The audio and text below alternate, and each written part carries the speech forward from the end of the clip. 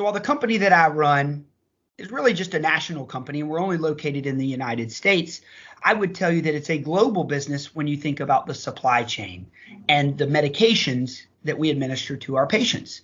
Many of the companies that manufacture these medications actually are in other countries, whether they're in England, they're in Ireland, they're in Italy, they're in France.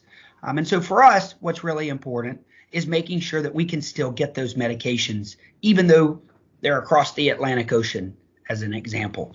And I will tell you, one of the things that we've seen is that's gotten increasingly complicated during the coronavirus pandemic, because we've had to be a lot more thoughtful around how that product gets to our centers. We have to think about that because there are less flights.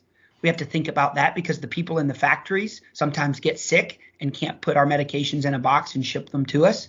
And then we have to think about, once they get to the United States, is there a FedEx driver? Is there a UPS driver that can actually drive those medications to our facility? And then when they get there, we want to make sure that we're not having any extra visitors come into our centers and potentially expose our patients and go against exactly what we're trying to do, which is make them sick, and we want to keep them healthy. So supply chain's a really important part of any business. And even if you're a national business, sometimes it has global implications.